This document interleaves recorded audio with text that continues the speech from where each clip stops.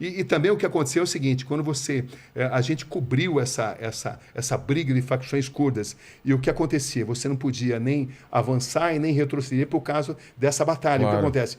O Kurdistão é uma zona profundamente montanhosa. E as guerras acontecem de uma montanha a outra. Então, uma guerrilha, um exército, os Peshmergas, né, que é como eles são conhecidos ali, eles atiram na outra montanha. E à noite faz muito, muito frio. E você não pode acender uma fogueira para se aquecer, porque senão você vai se tornar um alvo visível. Então, foi uma experiência assim, incrivelmente marcante.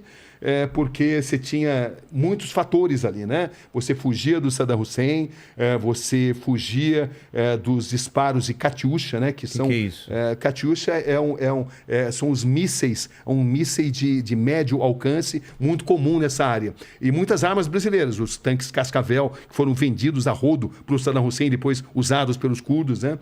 E você cobria também essas guerras, e eram guerras em lugares repletos de cavernas, onde você passava muito frio, onde você via muita gente morrendo, e esses guerrilheiros, o PKK, por exemplo, a gente teve acesso a um grupo de meninas que tinham apenas 11 anos e elas eram totalmente condicionadas a matar os seus inimigos, e elas eram assim, sofriam um processo de lavagem cerebral, e elas não treinadas a não ter atração pelo sexo oposto, a se explodirem, como o Hamas. Eu também tive a oportunidade de entrevistar homens bomba, né?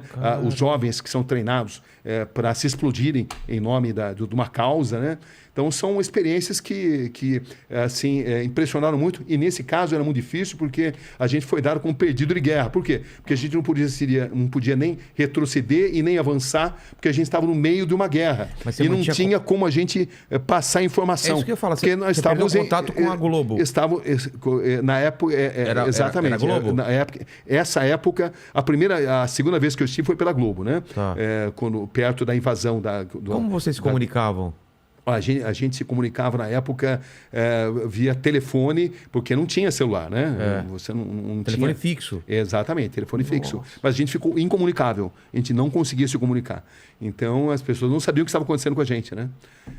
Mas foi uma das matérias mais impressionantes, uma das melhores que eu já fiz. E você escutava à noite explosão, aqueles traços que a gente vê de míssil à noite...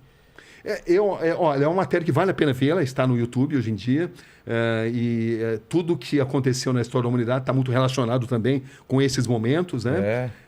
Então, não só dessa cobertura no Iraque, como também a cobertura no Afeganistão.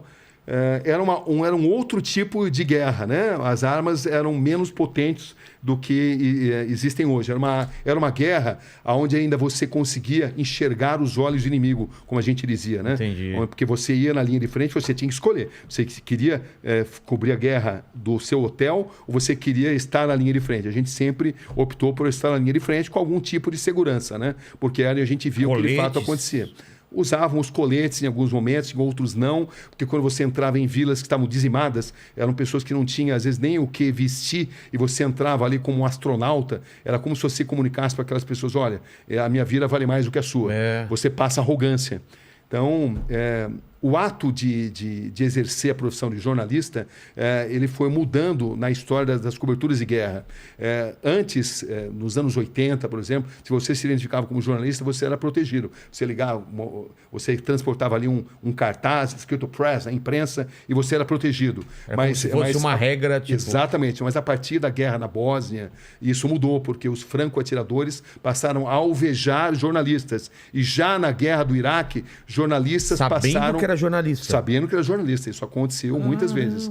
Jornalistas passaram a ser alvejados porque passaram a ser responsabilizados por uma propaganda, especialmente contra os sérvios, né? Entendi. Os sérvios começaram a achar que havia uma campanha muito grande na imprensa internacional e começaram a alvejar. Eles começaram a se divertir atirando em jornalistas. E já no Iraque, jornalistas passaram a ser moeda de troca para sequestro. Entendi. Jornalistas passaram a ser sequestrados, jornalistas passaram a representar... Prisioneiros de guerra. Prisioneiros de guerra, passaram a significar dinheiro. Então, para você saber como você deve se portar, você precisa saber em que terreno você está pisando. Em alguns lugares compensa você se identificar com um jornalista. Em alguns lugares é fundamental você usar todo o aparato, colete, capacete, é importante. Em outros não, porque você vai passar uma mensagem, se misturar, se infiltrar melhor. Então, o que vai determinar isso é o conhecimento do terreno.